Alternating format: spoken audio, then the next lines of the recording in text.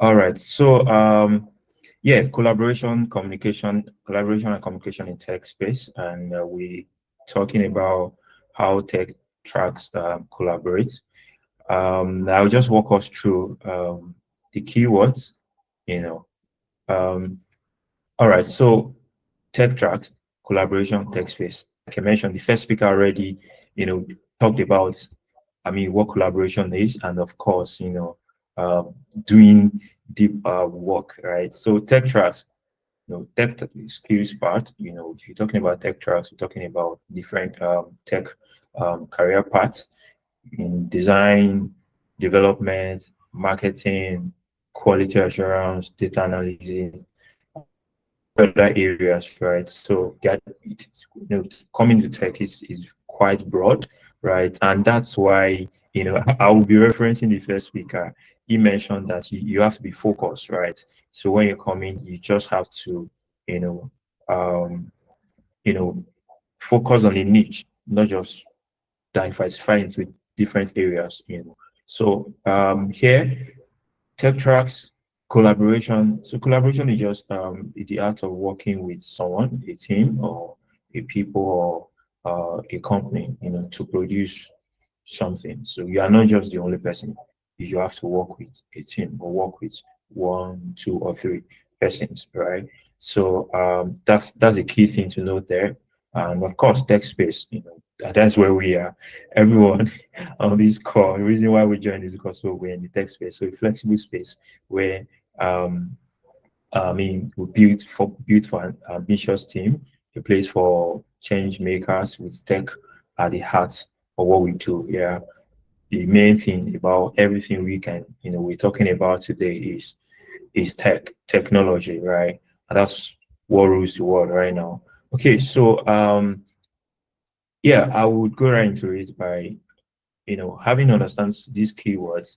How then we call ourselves the males tech bros, the female tech chicks.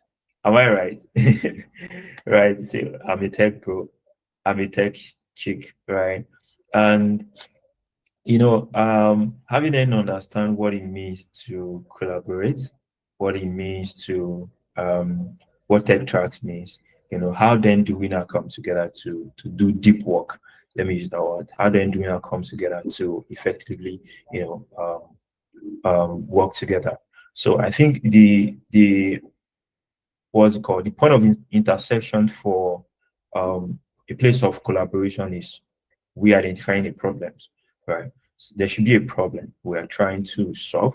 There should be something that is bringing us together to be able to. The reason why we are here today is because there's a problem, right?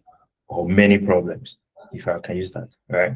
So we have to have something in common, which is a problem, and this is what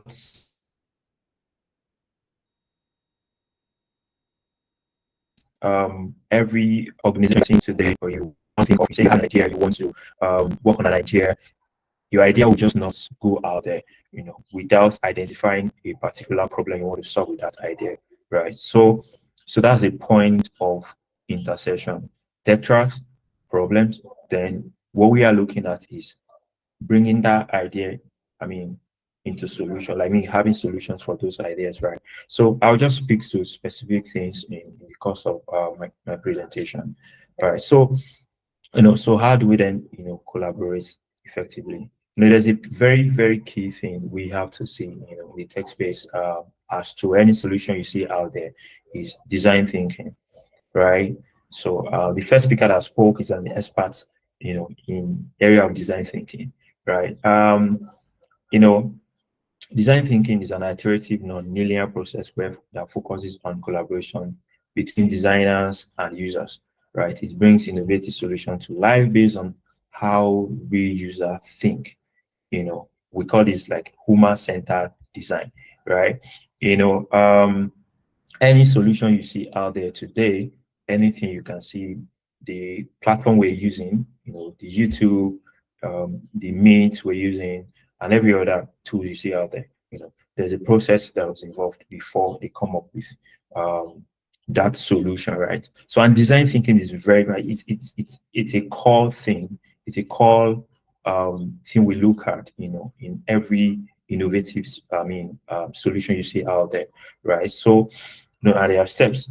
Basically, like I mentioned, most of us would probably have come across most of these terminologies we're using, particularly some of these things I'm speaking on today, right? But I just wanted to see that these are things that make things work, that makes our processes work.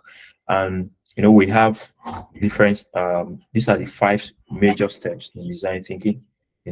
Empathize, define, ideate, prototype, test. I just want us to consider or look at these things, which is taking us to the main things I'll be speaking on today, right? But I just want us to see that design thinking is a core area that helps even in collaboration, even any tech solutions you see out there, right? So, and it's a non-linear, you can come back again, from ideas to go to empathize again and check, okay, are we following this stuff? Not that you don't have to tick all the box, straight away like that, right? I won't go too much into explaining a lot about all the three, the five steps. So, the next slide, you talk about problems. Like I said, problems is the core thing that brings people or brings tech tracks together, right? And so we have defined what's bringing us together, the problems. Then we go now into the project, right? Okay, so below us some of the practical steps that I've outlined, that typically help in collaborating, right? The first thing we have to look out there is we have to come together. When we collaborate, when tech tracks, and when I mention that, I don't want to be using tech tracks a lot. I will be mentioning specifically, right? Looking at design, for example, I'm a brand designer, and I have my team, and I have to ensure, which is one of the things that the first speaker spoke about, how that,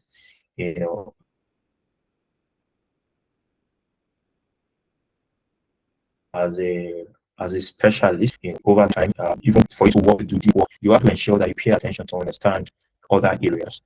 Talking about tech tracks, how other areas, I have to understand what a developer is doing, right? Before I can work effectively with a developer, right? Using developer, let me mention whether front end or back end, right? So I have to ensure that I pay attention to understand their processes, right? So before we can work effectively together. So that will bring me to go back to my first point, which is before we do any work together, we have to come together to meet and understand the goal of the problem we are trying to solve here, right? That's the first thing. So, and that brings about meeting, right? All the stakeholders have to come, together, representing different themes and all that. And we have to look at kickstarting the meeting by, sorry, apologies. Looking at all the teams have to understand the project's objectives, the clients, the target audience, the deliverables, right? This ensures everyone aligned from the start. We have to understand. There has to be a thorough understanding of what the project is about, or let me use what the product is about, whichever way, right? So that is very, very key, in ensuring that the process of collaboration is effective. Everybody has to, all hands have to be on deck to come up and understand the goal, what we are after, right? In design or in working with some of our clients, we call it like taking the brief, before you approach any project, before you execute any project, you have to take on the brief and speak with the clients, understand, okay, what is the solution, what is the problem here, what's the solution you're looking after. So everything has to, that has to start first. So, and the other thing there is that the role has to be defined. Everyone's role has to be defined, right? I can't just come like, still referencing the first speaker. I can't just come and just, the designer, the or I'm speaking to design, I'm also speaking to other things. I'm just speaking to everything. No, you have to be clear. What are you bringing to the table? Let me use that. You can't be the table, right? So you can't say I'm the table here, right? So you have to, what are you bringing to the table? So every roles have to be defined, right? So clearly communicate, and each team member has to know their responsibility so that it prevents overlap and confusion, right? So user research is very key as well. So for designers, for example, we have to share insights from user research with developers to highlight key user needs and expectations, right? So you have to go do your framework, wireframing, do your wireframing, then come back. From there, you'll be able to pull stuff together, and you can go, now let's do low fidelity and all that before we begin to, add colors and all that to it. So the major thing which I'm speaking on here is everyone has to come together, right? Whether they meet virtually or they meet on site, but we have to come together to be able to define, to understand the goal of problem we are trying to create a solution for, right? So the next point, never mind, my slide design is quite simplistic, right? So I just have to put that together, within a frame of time. So just please follow me. Don't look at it as just black and white. It's black and white ultra. Okay. All right. So yeah, design versus development. So I'm doing this as so it's not a one-way thing. When I say one-way thing, is not, this is for some team or for a particular niche, you may not follow this direction. So I'm using it as an example. For example, where if you want to develop a product, right? A digital product, or working on a digital project, or whichever way, or our project. So the first step, we have to tick that. The next step, we have to go into designing, right? So we design, then we develop, right? So the design area is where we're looking at building a product, for example. So we have to look at the visual, right? And that's where the designer comes in. And we have, depending on the features of the product, right? So if you are looking at something that involves what's it called, the brand designer, the product designer, motion designer, and all that guys, right? So talking about product designers, the UI UX guys, right? So we have to, each person have to understand that, okay, this is what this person's roles has to come in first, right? So for example, the brand designer has to go come up with a logo, right? Creating the visual identity system, coming up with a style guideline, and all the elements involved in coming up with the visuals. The brand designer has to establish that. And he or she can then now take it to the next person. After doing the wireframing, the UI UX guy do the wireframing, then the brand designer has to give it to the UI UX guy. Then he now begin to, we put all of that together to come up with low fidelity. Then we can then go to hi-fi and all that, right? So basically, it's about understanding that after we meet, we then go into designing, and each person is on the team understand their role, and they begin to attend to it, right? So the product designer do also go and do his own thing, and after that is done, we then hand it over to the development team for implementation, right? So, and in the process of doing this, we have to also pay attention to key things or tools that are being used. For example, in the tech space, for the design and development guys, right? So you have to make use of the common tool Figma, right? Because it's a collaboration tool that everything you need to work with is there. All the assets, drag and drop. Everybody can go comment. You comment, put your comments, review comments. Everybody can go anytime, review.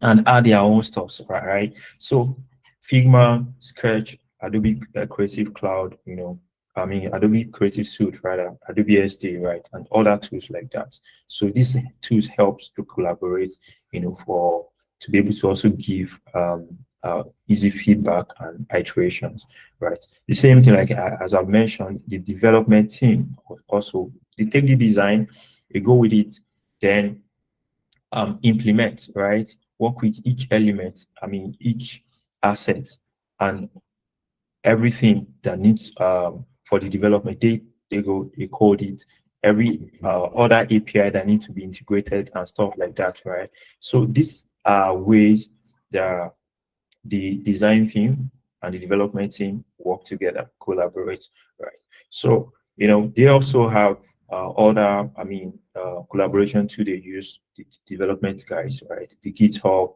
the GitLab, so they help to manage code changes and collaborate on building features.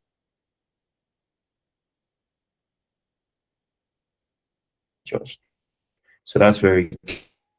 So, all right, the other big content is, the content and the technical writing. Like some of these things may not be, it depends on the project, it depends on the team, it depends on the product that's being worked on, right? Some can be limited to just content alone. Okay, we don't need to do technical writing. And at the same time, it also depends on the budget, right? If the client just wants this, we hand over this to another team, right? But basically, these are what's it called? The ways, or these are kind of the step that we consider, when we're collaborating as a tech team, right? So the content writer there, particularly work, with the designers, right? So content, they create engaging and informative content that aligns with the brand voice, supports the product goals, they work on marketing materials, blog, and in-app content. These guys works, with brand and product designer to ensure that the content complements the design and enhances the user experiences. For example, when you're doing a lot of time, I've handled for the past couple of years been working, I've handled quite a number of brand design. We don't just create logos. We don't just create the logo, create your colors and everything, and just hand it over to you.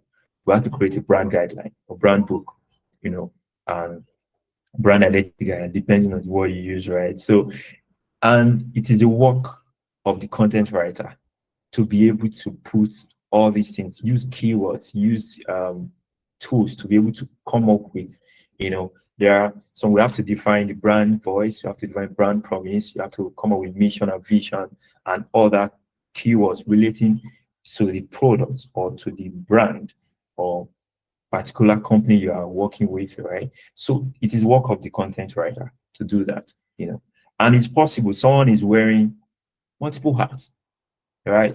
You can be a designer and also be the content writer, but in that case you have to be an expert, right? Not just someone that is just trying to put things together. And so it is very key that we pay attention to this, so when we go out there we won't be confused that, okay, who is this, why this. When you pay attention to this in any tech team, like the other first speaker mentions, that you'll be able to, even if you don't have all the information before you come to the team or come for the meeting, along the process, right, you'll be able to pay attention and ask questions. Like you said, ask any question. Okay, who is this person? And in the process of doing this, there's something called documentation, right? So I will also speak to actually this opportunity to speak to the technical writer. So the work of the technical person, a writer, is to develop clear and concise documentation, user manual. Of course, the content person can also do that. Like I mentioned, things around brand identity manual, right? So relating to the visual stuffs, how to use your logo, how to use your colors, the color pantone and all of that thing, right? So the work of technical writer, it's a bit similar, not the same, right? To ensure that there's a coincidence documentation, and user manuals and technical, guides. A particular work the developers to produce, developers and product team to understand complex technical information and translate it into user-friendly content. When you go to your Google's to Play Store to download, you will see some documentations, right? that are being written for how to do it step by step. That's the work of a technical writer there, right? If you go to Google or you go to some of these established platform, there's a part that speaks to or frequently asked questions or how to do this. Most of these products they have all those things. So that's the work of the technical to ensure that they provide step by step, guideline as to how to make use of these products, right? So basically, these are steps in ensuring that when you move from understanding the product to understanding the project, understanding what to be done, each person will go back to start doing their work. And as we're doing this, all the works are interwoven, right? So for a user or for the target audience to be able to understand what a designer has done, right? To be able to see a prototype and understand, okay, this is how it works. Or sometimes for you to be able to go from one page to another page, you might have to follow a step-by-step process or be a step-by-step, you know, um, experiences, right? So it's the work of some of these guys, the technical writer, to be able to provide that documentation. When you click, it goes to this page. So, we still come to user, what's it called? Getting the user feedback, right? So basically, this takes me to the next step there, which is the use of collaborative tools. As you can see, so there are quite a number of collaboration tools out there, right? When you're talking about the project management, we have Jira, we have Asana, Trello, we have Notion, we have ClickUp, and many of that, right? So, and it depends on whichever one the team or for the purpose of collaboration is to be adopted.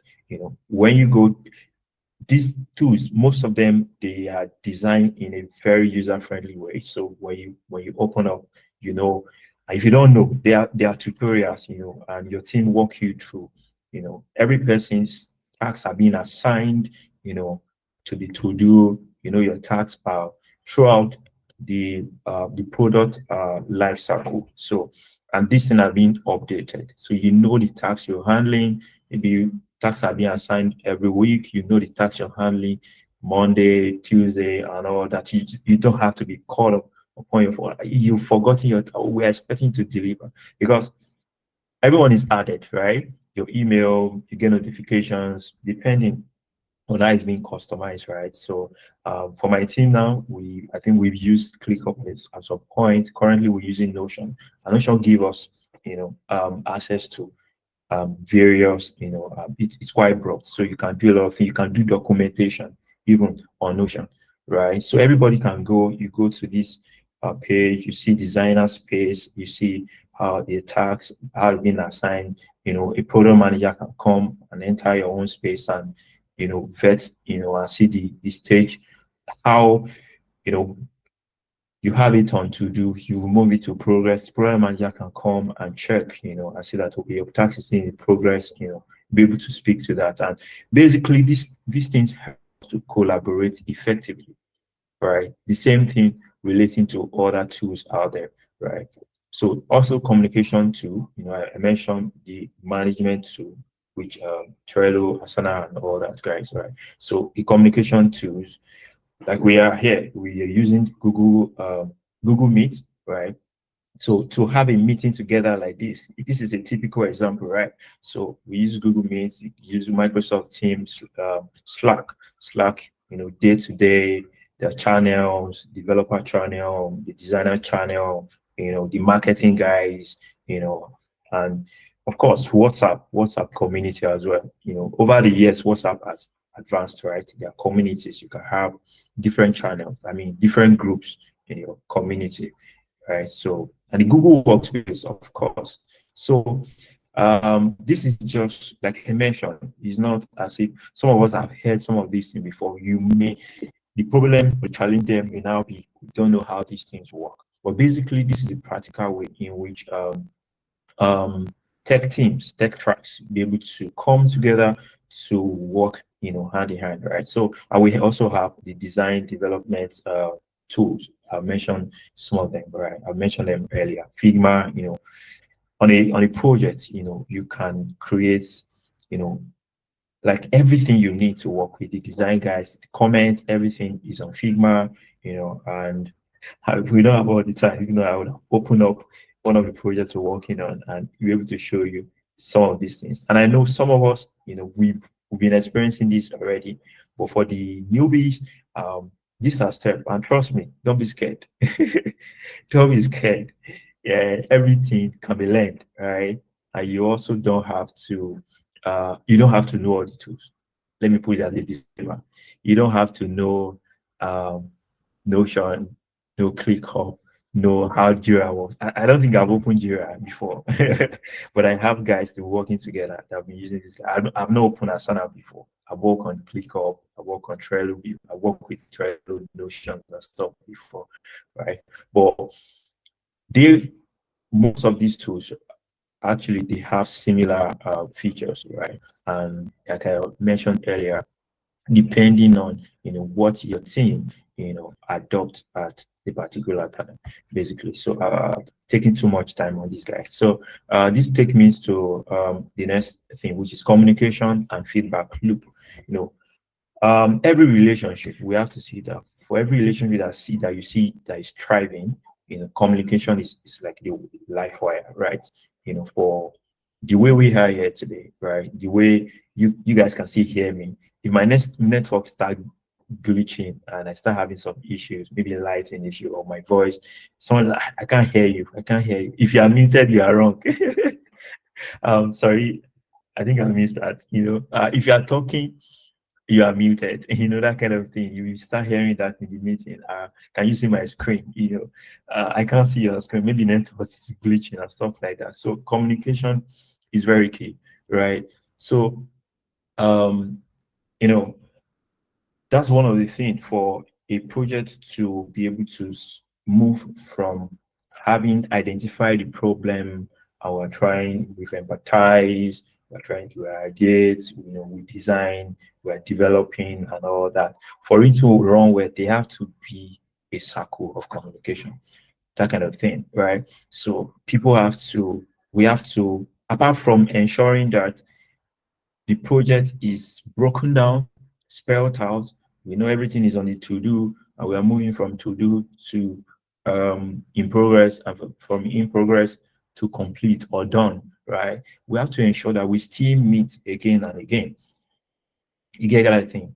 For a relationship to be sustained, like I mentioned, there has to be a proper communication, not just proper, consistent communication, right? So we have to come again, and that's where you start hearing some terminology: stand up, stand up, stand up. Oh, I have a stand up. The first time I heard that word, I was like, "What stand up?"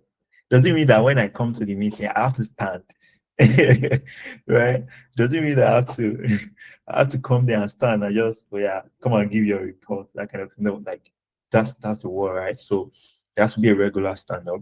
There has to be, you can use another word, but that's just it, right? Regular meetings where team holds, to discuss progress, the road blocks, there is blocker somewhere, you have to mention it.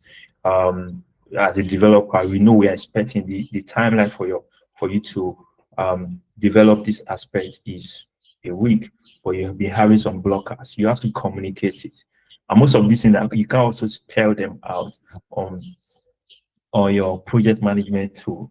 You still have to meet, you still have to talk about them and discuss, right? Mention this and we can, okay, do we need more time? The project manager has to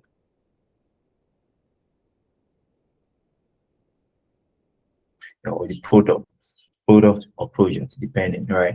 I've discussed, so there have to be regular meetings to this ensure that everyone is on the same page and can address issues properly or promptly, right? So feedback circle, like I mentioned earlier, continuous feedback between the designers, developers, the writers, the company, marketing guys, and so and help write define the product. Iterative design and development allows for quick adjustment based on feedback. So when we have this, it also ensure that we run smoothly. It also ensure that we can go back. Like I mentioned something around design thinking the other time. It's not necessarily go straight and we get it that way. So if we've gotten to an ideate level where we start bringing up, we start developing and doing all that, and things are not clear, we can go back to ensure, go back to the beginning. Okay, do we have to empathize again? Do we have to, check some things that are not, that's, just like we've defined, we already know where we're going, but someone on the team does not understand, something went wrong somewhere. We have to come back and ensure that, all T's are crossed and all I's are dotted, right? So before we continue. So basically, this is very important in communication tools, project management tools, they're very important. And we have to ensure that we meet again to review what has been done, and for effectiveness, basically. And that takes me to testing and QA, creators quality assurance, right? So that's what we talk about, usability test. And what does that mean? Designers and analysts conduct usability tests to ensure that product meets users' needs, right? So, right. So we have to, that's what I mentioned earlier, right? If a product is designed already and we want to take it out to market, we don't just carry it and take out.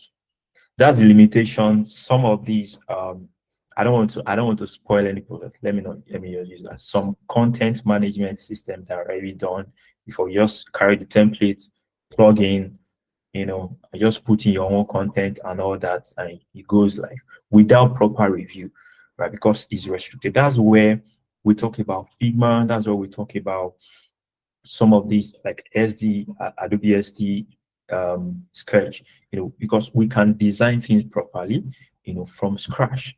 I mean, from scratch, design, and we can go back. If there is an issue somewhere, this button, we don't like it, like the contrast is not, what's it called? Is not directing where it's supposed to direct. That's why it didn't tested before it's released. So you have to go back again and review, codes. We have to get a user somewhere. You have to put yourself as the user, depending on, the method the team is using to ensure, I mean, in the product or project lifecycle, right? In that development stage, right? So we have to go back and check and ensure that if this thing goes out there, are we going, I hope it won't come back as a flop, right? And that's where when you go on Google Store, even on Apple Store as well, you will see some comments. Users will mention that I don't like the way this thing works. It takes a lot of time to load.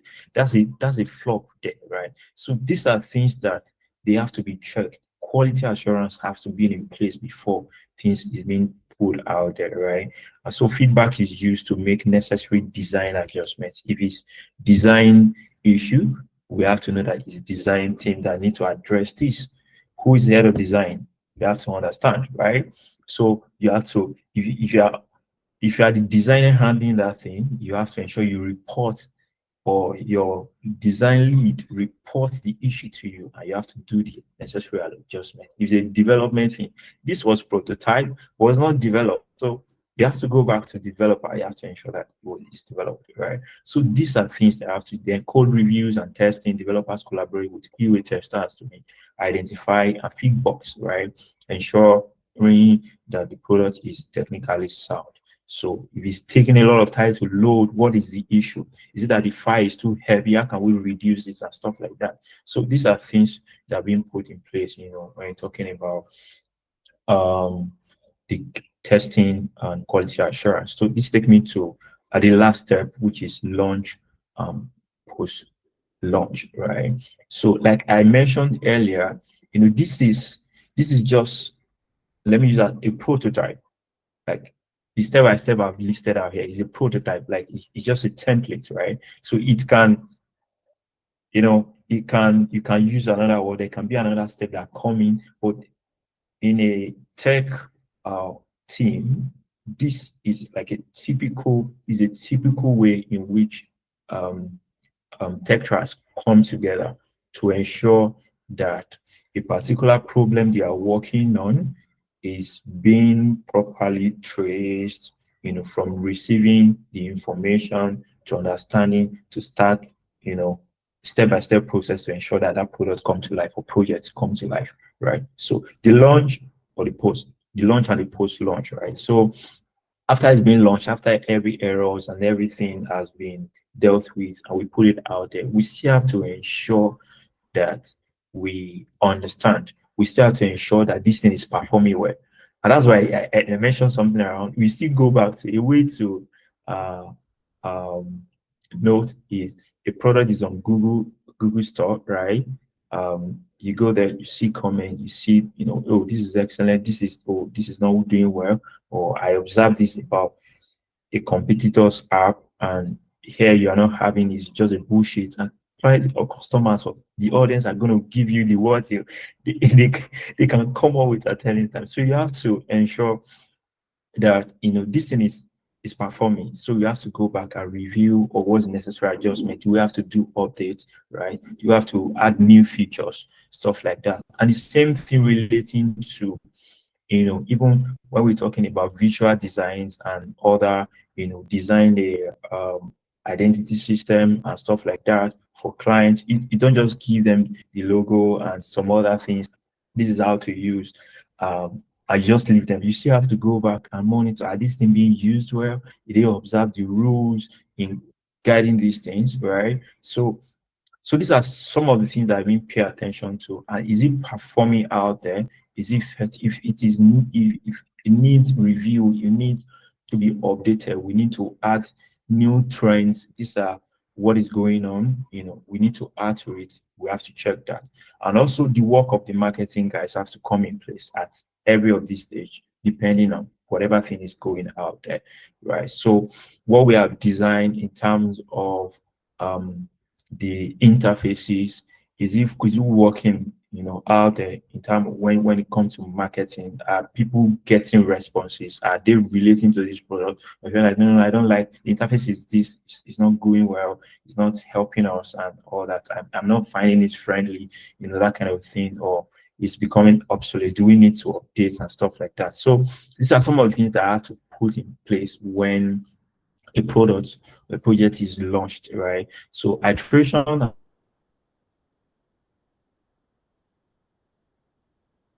update, as developers work together to update and new features based on feedback and the analysis we see out there. Like I mentioned, I think I particularly mentioned designers, developers, project manager. I may not mention other folks, right? But like I said, this is a prototype. This is just a template. This is just one aspect. But basically, every person has to understand, what is they are coming into. They have to be a communication channel. They have to we have to ensure that there's a communication, a feedback loop. Go back, review again. We meet, we correct things, and the tools, everything has to be well spec. Everyone has to understand timeline and what it is. They are bringing to the table, and ensure the table the table doesn't fall, right? So stuff like that. So the bonus I have there is, in a collaborative tech team, everyone has to also understand that there's a culture of collaboration. It's not about just talking about it. It has to be seen, right? Everyone has to see that there's a culture of collaboration. What do I mean? Like, there has to be, particularly when we meet, they have to, and that's what I mentioned, for every of these, most of these tools, like they have comments. You can easily go speak your mind. If you think this is too harsh or this is not doing, everybody have to be encouraged to ensure that you can give feedback at any time. Not it's only the team lead that can say something. If you're not a team lead, you can't say anything. So there has to be an open dialogue and mutual respect, which helps every person involved, not to feel intimidated, not to feel, or even if you are not, like the first speaker mentioned earlier, you may, what's the word? You may understand if you're a product manager and you're not, let me use, if a UI UX guy, right? And there's another person that is front end, let me use back end, whichever I would like. You don't have to say because you understand what he's doing more than him and you communicate it in a demeaning way. That doesn't speak well. Everybody have to understand that if you are speaking about my work, you give feedback constructively. Let me use that word. You don't rubbish my work in that sense. So the team lead or the person, the product manager or the manager or whoever is coordinating, have to ensure that every person on the team is well respected, work is being done in a collaborative way, and I welcome if you are sharing things about, and the person that is getting the feedback also has to ensure that is getting it with an open mind. That's a very important thing. Nobody knows it all. Because I've been working. I can come to you and I start telling you about 10 years experience in a design space, and there's nothing you want to tell me today that I don't know. That doesn't work. You may observe something, and that's why I have to tell you, please. My presentation is simple. You may not see a lot of images, right? So people may start, I expect to see images. I have to see. I expect to see this, speaking to this and all that. But the thing is, you have to also be open-minded to ensure that you want to learn. So it won't go well if eventually at the end of a project, by the end of a product is after it's launched, you didn't learn anything apart from what you just bring to the table alone. So we have to see from there, like, when this thing is done, what do you also learn? What have you improved upon? That kind of thing. So that culture of open communication is very important, when collaborating. And the last thing there is cross-functional training, right? So they have to be bringing innovation and problem solving by bringing different teams together, sometimes to brainstorm, there's this new trend out there, there's this innovative way or this new way of doing things. You have to bring in, people have to be trained, right, on how to upskill. Cross training section can help designers understand basic technical concepts, and developers appreciate design principles, fostering better collaboration. Do you get? So when you are being, you know the new thing, so it can help to work better, effectively, together. So that is all. Thank you so much for listening to my to my presentation. Thank you for following along. If you have any question, thank you. Thank you